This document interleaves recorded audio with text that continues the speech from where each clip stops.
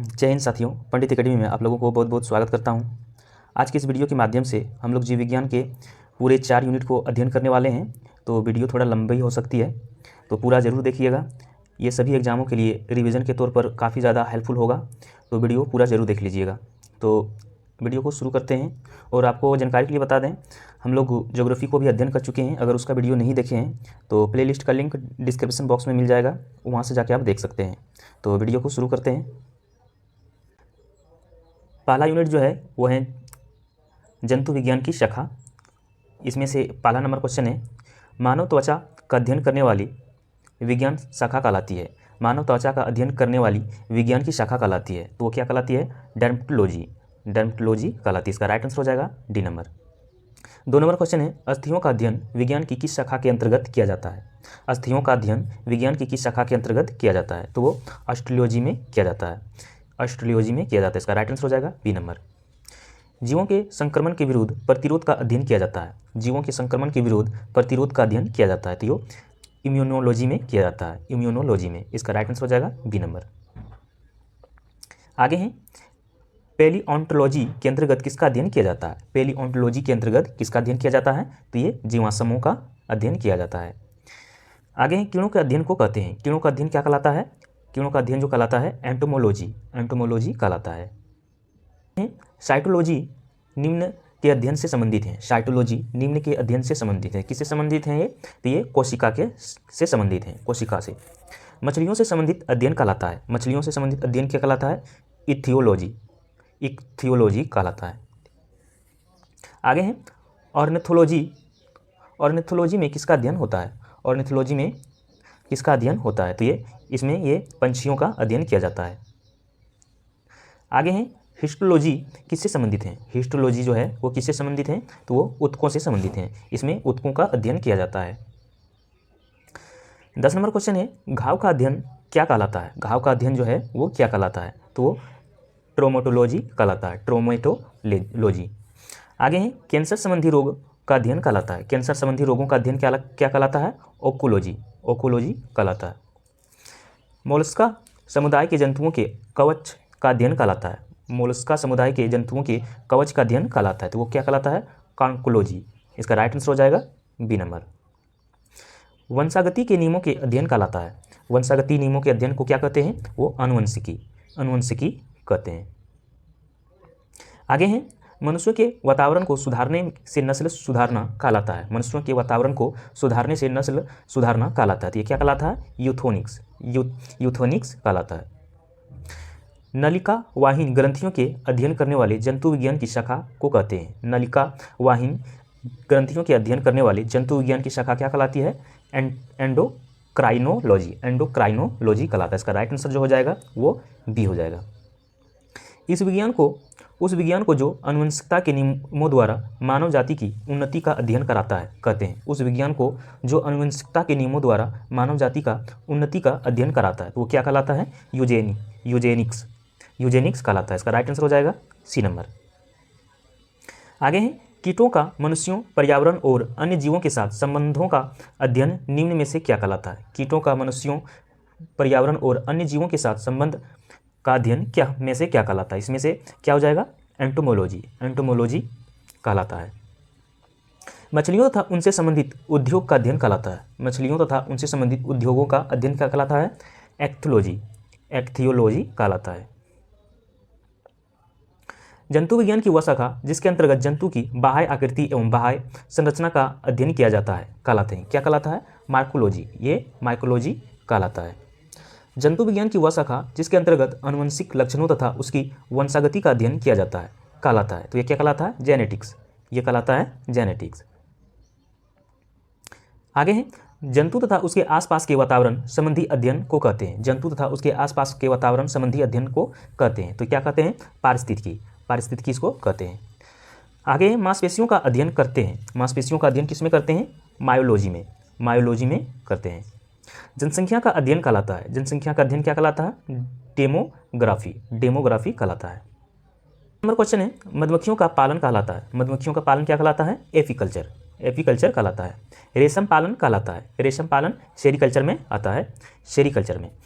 ऊतकों का ऊतकों की रचना के अध्ययन से संबंध विज्ञान कहलाता है। ऊतकों की रचना के अध्ययन से संबंध विज्ञान कहलाता है। क्या कहलाता है? हिस्टोलॉजी। हिस्टोलॉजी में ऊतकों की रचना के अध्ययन किया जाता है। आगे हैं, विज्ञान की शाखा न्यूरोलॉजी से कौन सा अंग का अध्ययन किया जाता है? विज्ञान की शाखा न्यूरोलॉजी से कौन सा अंग का अध्ययन किया जाता है? तो वो स्नायु तंत्र का किया जाता है, स्नायु तंत्र का। जेनेंटोलॉजी निम्नलिखित में से किसके अध्ययन से संबंधित है? जेनेंटोलॉजी निम्नलिखित में से किससे अध्ययन से संबंधित हैं? तो वो वृद्ध से संबंधित हैं। पीडियाट्रिक्स निम्नलिखित में से किसके अध्ययन से संबंधित हैं? तो ये शिशु रोग से संबंधित हैं, शिशु रोग से।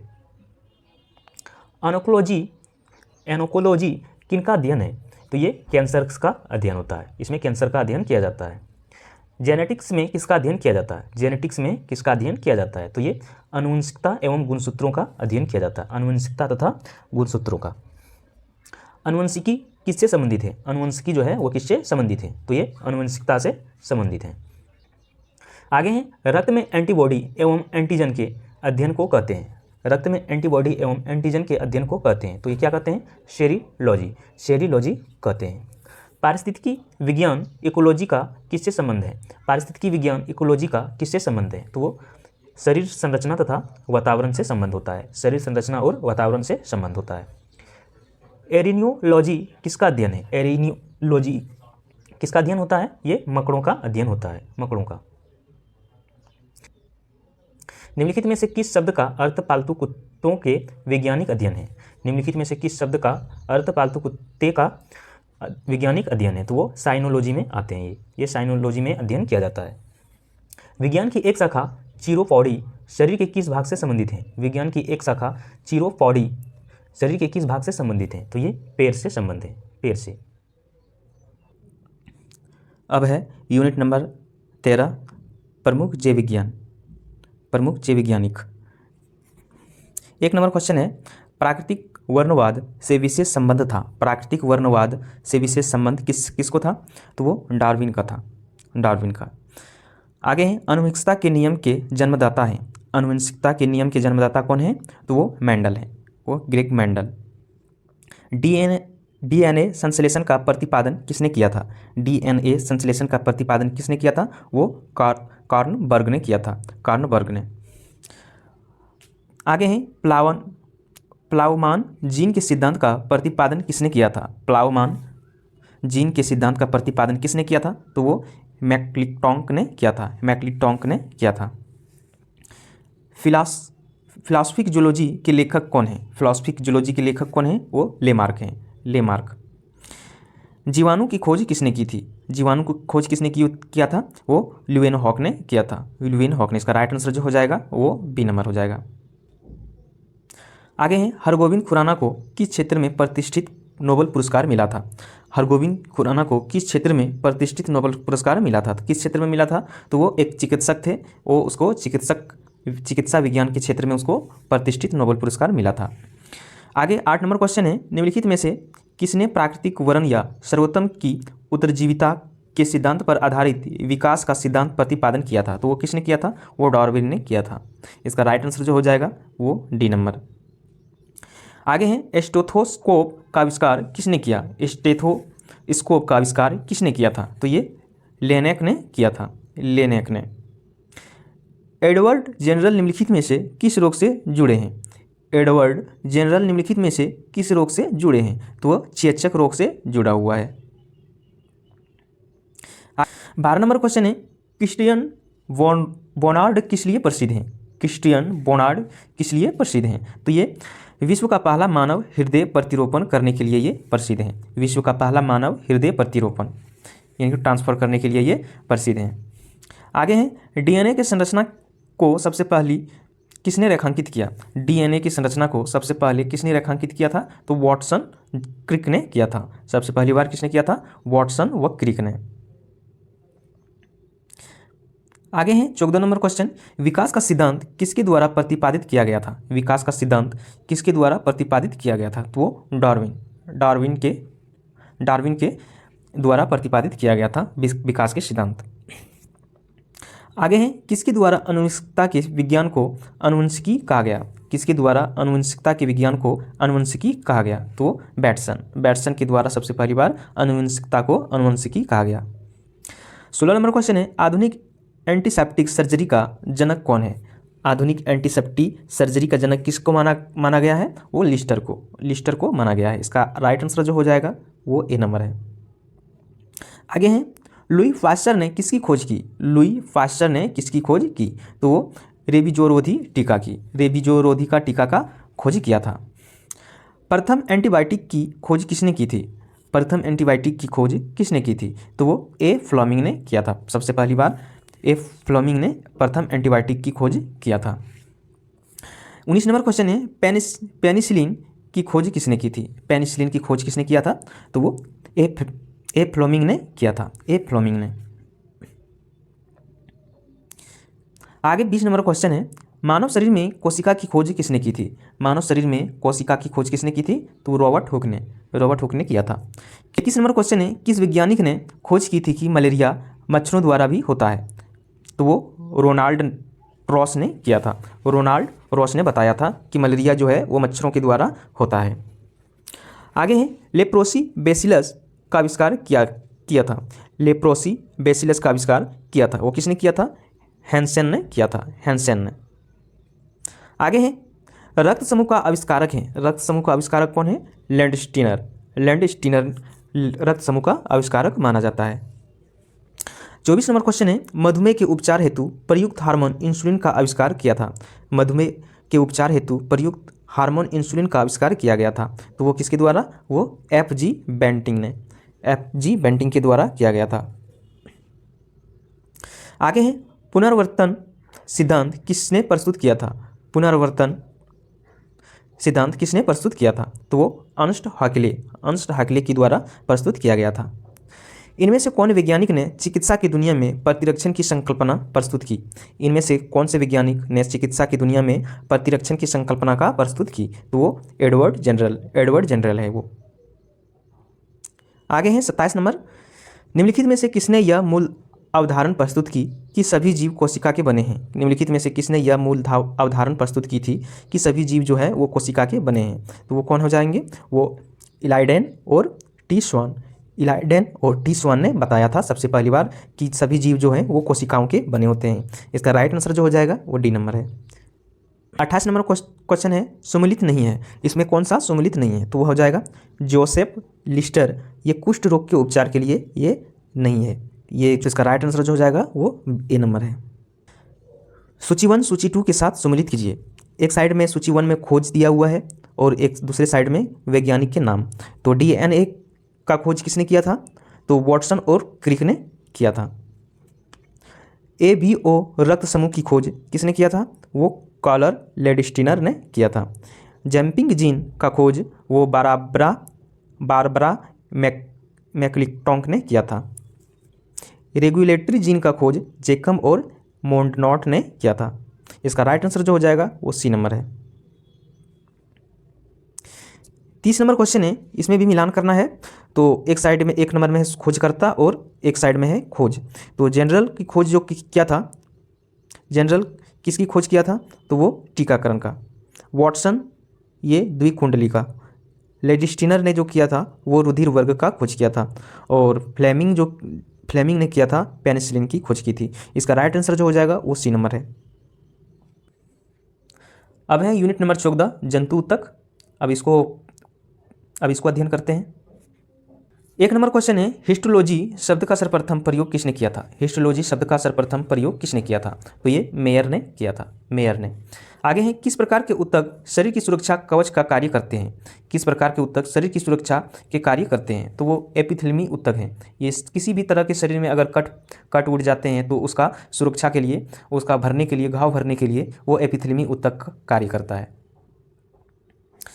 आगे है 3 नंबर, निम्नलिखित में कौन सा ऊतक घाव भरने में सहायक होता है? निम्नलिखित में से कौन सा ऊतक घाव भरने में सहायक होता है? तो वो एपिथेलियमी ऊतक जो है वो घाव भरने में सहायक करता है। निम्नलिखित में कौन एक शरीर के गर्म रखने हेतु उत्तरदायी है? निम्नलिखित में कौन एक शरीर को गर्म रखने हेतु उत्तरदायी है? तो वो है वाष्मय ऊतक। इसमें पाए जाते हैं। मनुष्य की त्वचा सबसे मोटी होती है। मनुष्य की त्वचा जो है वो सबसे मोटी कहाँ पर होती है? वो तलवे पर, पैरों के तलवे पर होते हैं। आगे हैं लेक्राइमल ग्रंथियां स्रावित करती है। लेक्राइमल ग्रंथियां स्रावित कहाँ पर करती है? ये आंसू के साथ, आंसू में। वृद्धावस्था में त्वचा में झुर्रियाँ पड़ जाती है। इसका कारण है, वृद्धावस्था में त्वचा में झुर्रियाँ पड़ जाती है। इसका कारण, इसका क्या कारण है? उपचर्मीय स्तरीय में लचीलापन कमी होने के कारण। इसका राइट आंसर जो हो जाएगा बी नंबर। मनुष्य के शरीर में सबसे लंबी कोशिका होती है। मनुष्य के शरीर में सबसे लंबी कोशिका कौन है? वो तंत्रिका कोशिका है, वो तंत्रिका कोशिका। आगे है तंत्रिका ऊतक की इकाई है। तंत्रिका ऊतक की इकाई कौन सा है? वो न्यूरॉन होता है, न्यूरॉन। संवेदना का चालन शरीर के एक भाग से दूसरे भाग में किसके द्वारा होता है? संवेदना के चालन शरीर के एक भाग से दूसरे भाग में किसके द्वारा होता है? तो वो तंत्रिका ऊतक के द्वारा होता है। आगे है लिगामेंट एक रचना है जो जोड़ती है। लिगामेंट एक रचना है जो जोड़ती है। किसके साथ जोड़ती है? ये अस्थि को अस्थि से जोड़ती है। अस्थि को अस्थि से जोड़ने वाले को क्या कहते हैं? लिगामेंट। आगे है ऊँट का कुबड़ किस ऊतक का बना होता है? ऊँट का जो कुबड़ होता है जिसमें पानी स्टोर होता है उसमें, तो वो किसका बना होता है? वो वसामय ऊतक का। मोटापा निम्न में से किसकी अधिकता के कारण होता है? मोटापा निम्न में से किसकी अधिकता के कारण होता है? तो वो वसा ऊतक। जिसमें वसा ऊतक अधिक हो जाता है तो उसमें मोटापा धीरे धीरे आने लगता है। आगे है निम्नलिखित में कौन ऊतक का उदाहरण है? निम्नलिखित में कौन ऊतक का उदाहरण है? तो वह है रक्त जो है वो ऊतक में ही आते हैं। बायोप्सी संबंधित हैं। बायोप्सी किससे संबंधित हैं? ये परीक्षण के लिए ऊतकों को शरीर से अलग करने से। इसका राइट आंसर हो जाएगा वो सी नंबर।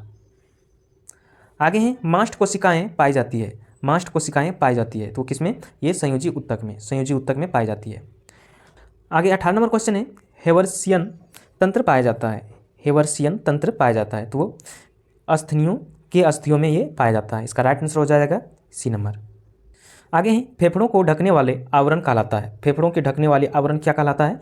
वो प्लूरा कहलाता है, प्लूरा।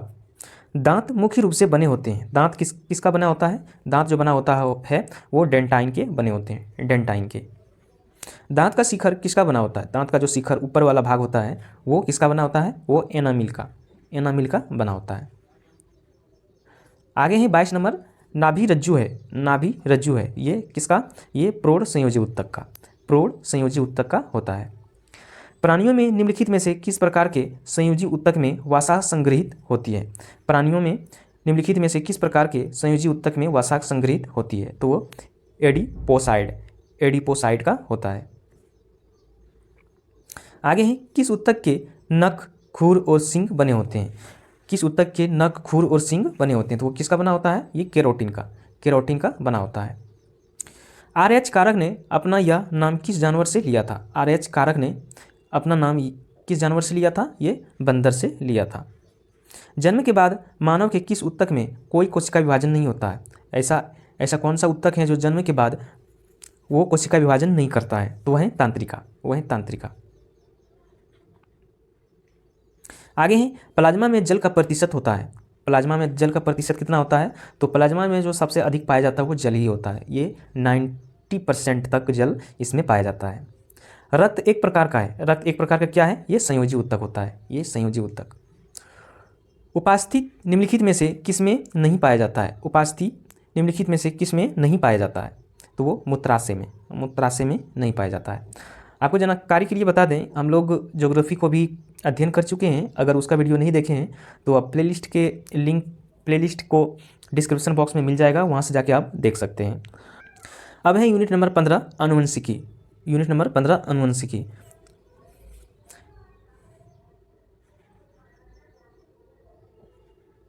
एक नंबर क्वेश्चन है आनुवंशिकी का। आनुवंशिकता के जनक कहे जाते हैं। आनुवंशिकता के जनक किसको कहा जाता है? वो डार्विन को कहा जाता है। आनुवंशिकी के नियम का अन्वेषण किसने किया था? वो ग्रेगर जॉन मेंडल ने किया था, आनुवंशिकी इकाई है। आनुवंशिकी किसकी इकाई है? वो जीन का, ये जीन का इकाई है। आगे आनुवंशिक यूनिट अर्थात जीन होते हैं, ये किस में होते हैं? ये गुणसूत्रों में, ये गुणसूत्रों में होते हैं। जीन है, ये जीन क्या है? ये डीएनए का एक भाग है, डीएनए का भाग है। डीएनए का फुल फॉर्म क्या होता है? वो होता है deoxy nucleic acid, deoxy nucleic acid.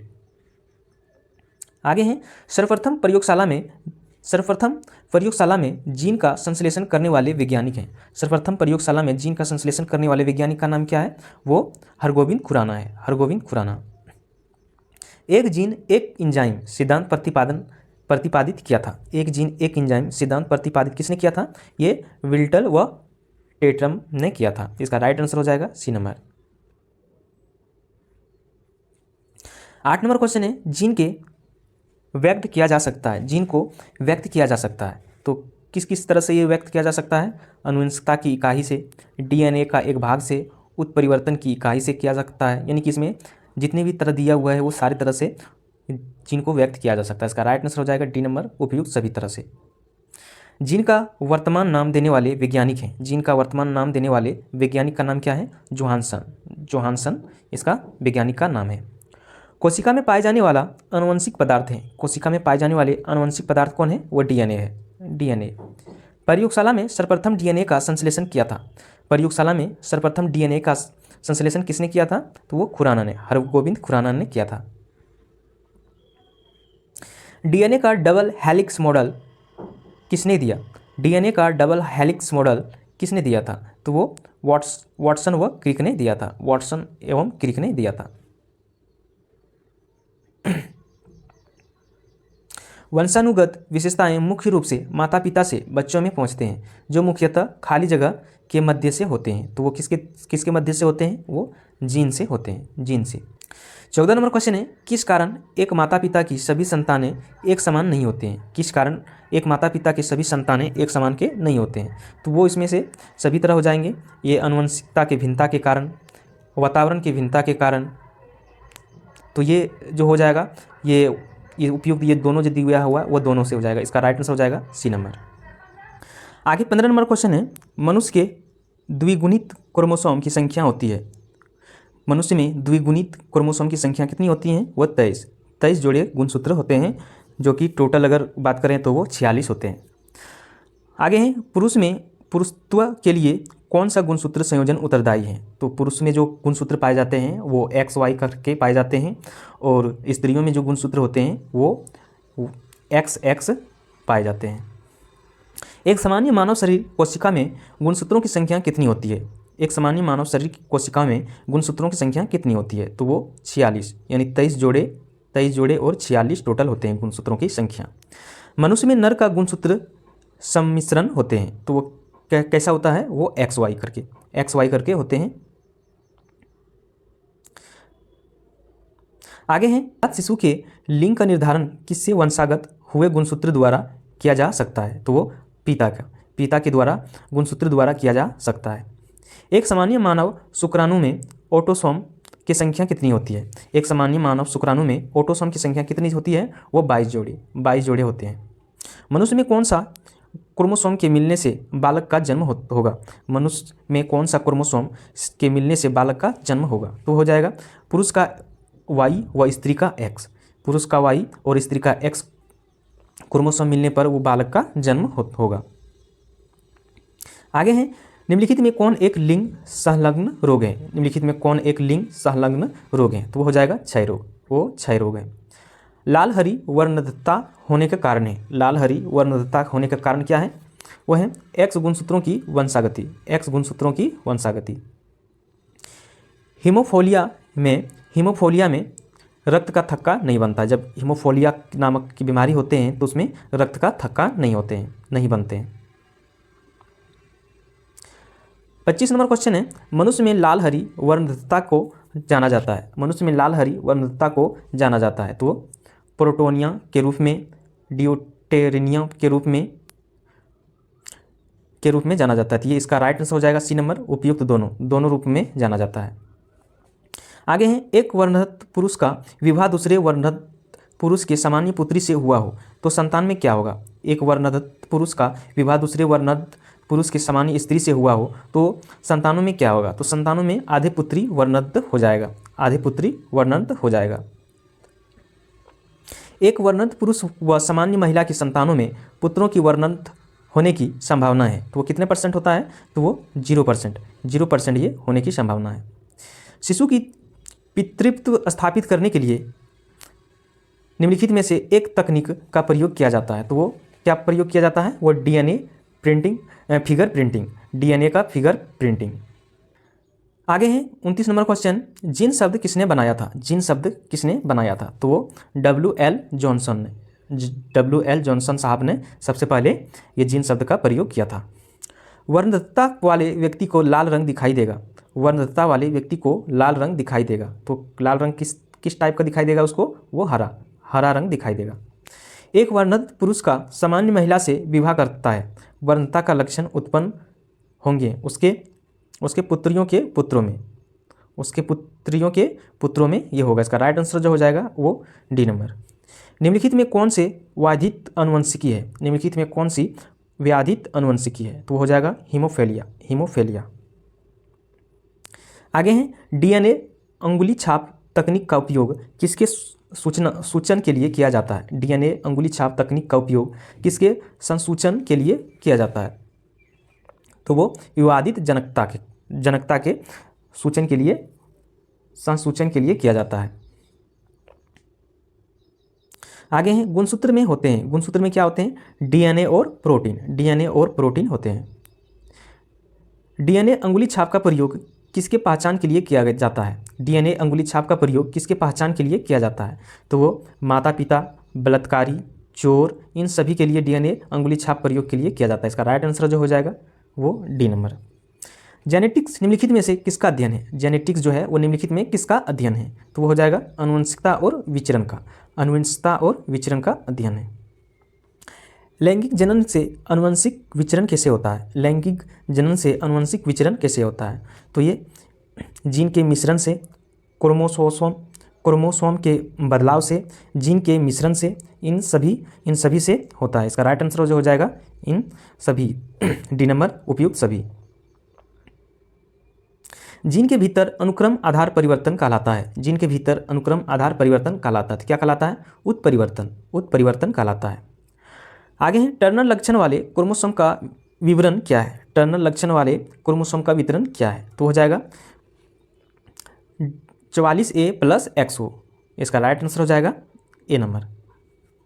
गुणसूत्र क्रोमोसोम जो मानव में किसी स्वस्थ मादा शिशु के जन्म को निर्धारित करता है, तो वो कौन करता है, माँ से एक X क्रोमोसोम तथा पिता से एक X क्रोमोसोम। इसका राइट आंसर जो हो जाएगा वो ए नंबर।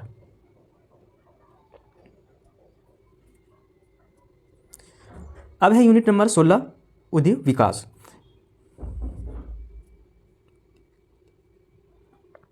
इसका 1 नंबर क्वेश्चन है, जैव विकास के सर्वप्रथम किसने समझाया, जैव विकास को सर्वप्रथम किसने समझाया था, वो लेमार्क ने पहली बार समझाया था। लेमार्कवाद का मूल सिद्धांत है, लेमार्क का मूल सिद्धांत क्या है, उपजर्ती लक्षणों की वंशागति। इसका राइट आंसर जो हो जाएगा वो डी नंबर। जीवों के प्राकृतिक चयन का सिद्धांत प्रतिपादित किया था, जीवों के प्राकृतिक चयन का सिद्धांत प्रतिपादित किसने किया था, वो डार्विन ने किया था। इसका राइट आंसर हो जाएगा बी नंबर। आगे हैं योग्यतम की उत्तरजीविता का प्रतिपादन किया, योग्यतम की उत्तरजीविता का प्रतिपादन किया, तो वो किसने किया था, वो डार्विन ने किया था। उत्परिवर्तन के सिद्धांत के जन्मदाता हैं, उत्परिवर्तन के सिद्धांत के जन्मदाता कौन है, वो डी ब्रिज हैं। आगे हैं समरूप अंग होते हैं, समरूप अंग कैसे होते हैं, समान कार्य में समान, जो अंग कार्य में समान होते हैं उसे समरूप अंग कहते हैं। नंबर क्वेश्चन है, समजात अंग होते हैं, समजात अंग कैसे होते हैं, रचना में समान, जो कार्य में समान होते हैं उसे समरूप अंग कहते हैं, और जो रचना में समान होते हैं उसे समजात अंग कहते हैं। इसको याद रखिएगा। आगे हैं, वर्ष 1809 में प्रथम बार फ्रांसीसी जीव वैज्ञानिक जॉन लेमार्क ने जीवन के विकास के अध्ययन क्रम में अपने सिद्धांतों के प्रतिपादित किया। निम्नलिखित में से कौन सा सिद्धांत इससे संबंधित नहीं है, तो वो हो जाएगा जीवन संघर्ष। 9 नंबर क्वेश्चन है, निम्नलिखित में कौन सा सिद्धांत उद्योग विकास की व्याख्या के लिए डार्विन द्वारा प्रतिपादित नहीं किया गया था, तो वो हो जाएगा अंगों का उपयोग व अनुप्रयोग। नेचुरल सिलेक्शन द्वारा ओरिजिन ऑफ लाइफ पुस्तक किसने लिखी थी? नेचुरल सिलेक्शन द्वारा ओरिजिन ऑफ लाइफ पुस्तक किसने लिखी थी? तो वो चार्ल्स डार्विन ने लिखा था, चार्ल्स डार्विन ने। आगे है 11 नंबर क्वेश्चन, निम्न में कौन सा मनुष्य में अवशेषी अंग नहीं है? निम्न में से कौन सा मनुष्य में अवशेषी अंग नहीं है? तो वो हो जाएगा सामने वाले चपटे दांत, सामने वाले चपटे दांत जो हमारे सामने मुंह के सामने में लगा हुआ है जो दांत है। आगे है उत्परिवर्तन के सिद्धांत प्रतिपादित किया था। उत्परिवर्तन का सिद्धांत प्रतिपादन किसने किया था? वो डी ब्रिज ने किया था। ऐसे अंग जो विभिन्न कार्यों में उपयोग होने के कारण काफ़ी असमान हो सकते हैं लेकिन उनकी मूल संरचना व भून्य प्रक्रिया में असमानता रहती है, कहलाते हैं। तो वो क्या कहलाते हैं? तो वो समरूप अंग कहलाते हैं, समरूप अंग। जैव विकास के संदर्भ में सांपों में अंगों का लोप होने के स्पष्ट किया जाता है। जैव विकास के संदर्भ में सांपों में अंगों का लोप होने से स्पष्ट किया जाता है। तो क्या किया जाता है? तो ये उसमें हो जाएगा अंगों का उपयोग तथा अनुपयोग किए जाने से, अंगों का उपयोग तथा अनुपयोग किए जाने से। इसका राइट आंसर हो जाएगा ए नंबर। आगे है जीवन की उत्पत्ति हुई। जीवन की उत्पत्ति किससे हुई थी? तो वो जल में हुई थी सबसे पहली बार। जीवन की उत्पत्ति के समय निम्न में कौन स्वतंत्र अवस्था में नहीं पाया जाती थी? जीवन की उत्पत्ति के समय निम्न में कौन स्वतंत्र अवस्था में नहीं पाई जाती थी? तो वो ऑक्सीजन ये स्वतंत्र अवस्था में नहीं पाई जाती थी। 17 नंबर क्वेश्चन है, विकास की प्रक्रिया में मनुष्य का निकटतम प्राणी है। विकास की प्रक्रिया में मनुष्य का निकटतम प्राणी कौन है? वो बंदर है। मनुष्य में अवशेषी अंग है। मनुष्य में अवशेषी अंग क्या है? वो कर्णपल्लव पेशियां अवशेषी अंग हैं। आगे हैं जीवों के विकास के संदर्भ में निम्नलिखित में से कौन सा अनुक्रम सही है? जीवों के विकास के संदर्भ में निम्नलिखित में से कौन सा अनुक्रम सही है? तो हो जाएगा सालमेंडर, अजगर और कंगारू। सालामेंडर, अजगर और कंगारू। इसका राइट आंसर हो जाएगा वो सी नंबर। प्रयोग और अनुप्रयोग का कानून या नियम किनके द्वारा प्रतिपादित किया गया था? तो वो लेमार्क के द्वारा किया गया था, लेमार्क के द्वारा। इसका राइट आंसर हो जाएगा सी नंबर। निम्नलिखित में कौन सा एक अल्प विकसित अंग है? तो वो हो जाएगा एपेडिनेक्स। इसका राइट आंसर हो जाएगा बी नंबर। प्राकृतिक चयन तंत्र को वर्णित करने की पद्धति के रूप में योग्यतम की उत्तरजीविता वाक्यांश निम्नलिखित में से किसका कथन है? तो यह हो जाएगा हॉर्बर्ट स्पेंसर। 23 नंबर क्वेश्चन है, पंछियों तथा चमगादड़ों के पंख समरूपी संरचना मानी जाती है क्योंकि इनकी असमान उत्पत्ति तथा असमान प्रकार्य होते हैं। ये यूनिट अब यहाँ पर समाप्त होता है। हमें कमेंट में ज़रूर बताइएगा ये वीडियो आपको कैसा लगा। अगर कोई भी डाउट है, अगर कोई भी क्वेश्चन हमें पूछना चाहते हैं तो हमें टेलीग्राम को फॉलो कर लीजिए, वहाँ से हम सारे आपके सवालों का जवाब दे सकते हैं। अब कमेंट में आप लोग कुछ सवाल पूछते हैं, कुछ क्वेश्चन समझ में नहीं आता, तो कमेंट में हम ज़्यादा कुछ नहीं बता सकते हैं। तो आप हमें टेलीग्राम का लिंक ये डिस्क्रिप्शन बॉक्स में दिया हुआ है, वहाँ से जाके फॉलो कर लीजिए और वहाँ पर से हमें जो भी कुछ पूछना हो तो वहाँ से हमें पूछ सकते हैं। तो नेक्स्ट वीडियो में हम फिर मिलते हैं, तब तक जय हिंद।